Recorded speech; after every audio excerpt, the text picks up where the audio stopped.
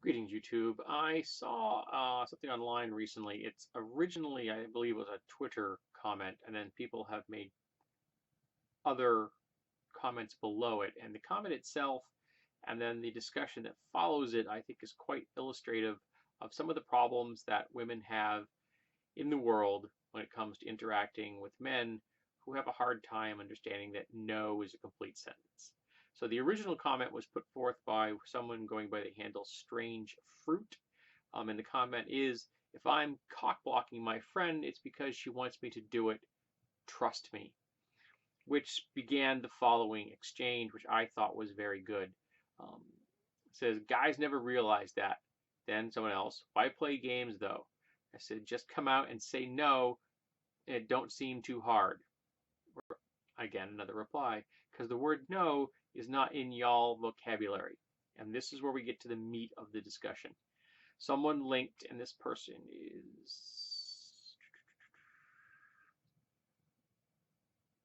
Gordo Ananke, I believe is the person's handle. I believe it's a Tumblr name, Tumblr um, nickname. And here's the examples the person gives, which are very good. A woman says, no, I don't want to go to a prom with you, and get stabbed to death.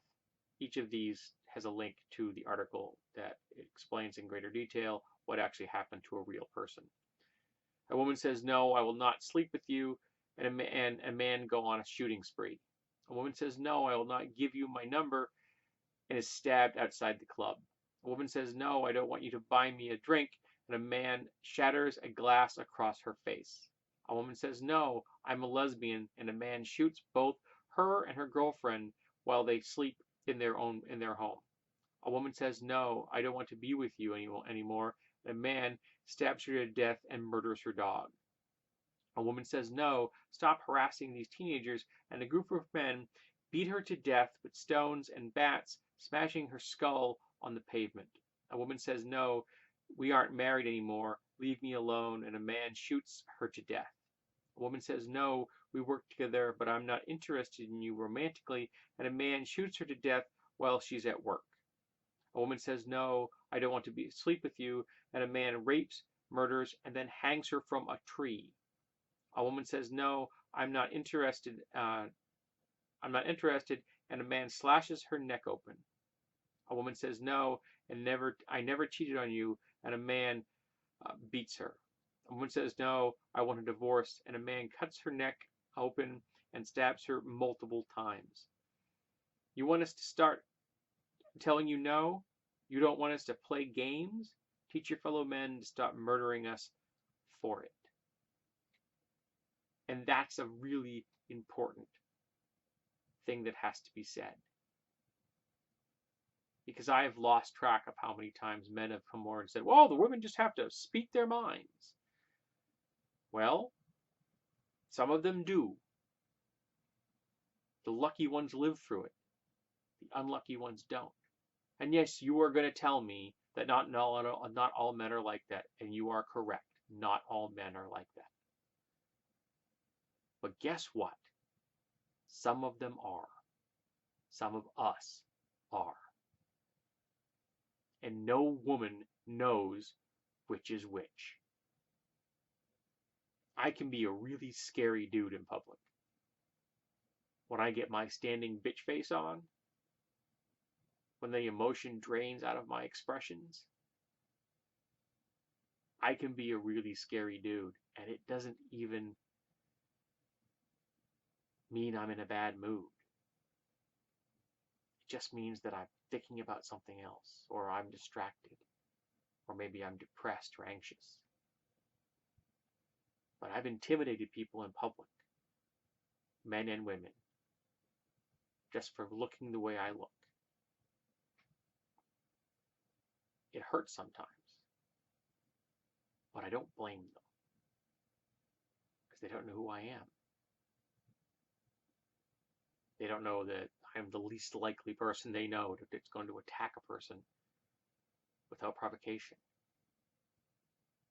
That if a woman tells me she's not interested in friendship, let alone romance, I'm okay with that. And if a man tells me the same thing, I'm okay with that. I'm not going to beat someone or kill someone. But no one else knows that. When you're a stranger in a bar or on the street, or even if you know someone, they don't know which ones are safe and which ones aren't. And I can't imagine many men willing to take that risk. Are you willing to pull the trigger on that Russian roulette pistol in your hand every single time you encounter someone that's bigger than you or more dangerous than you or could be possibly armed, who's felt entitled for a very long time to another person's attention, another person's time? And when they're confronted with someone that says no, how are they going to react when suddenly their entitlement smacks up against someone else's right to be left alone? Because that's what this comes down to. It's one person's entitlement versus another person's right to be left alone. And sometimes men don't take no for an answer. Some men don't know it's a complete sentence.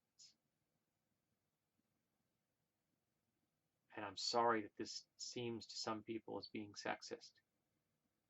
These women aren't being sexist for pointing this out. These attacks happen, and they happen all the time. And for every one of these attacks, there's 100 cases where someone is called a nasty name or a rumor is spread about them because they said no. So, as I've been advocating for quite a while now, listen. Listen when people tell you these stories. When women tell you these things, listen. Listen with all of your thoughts and feelings and presence possible. Don't comment unless they ask.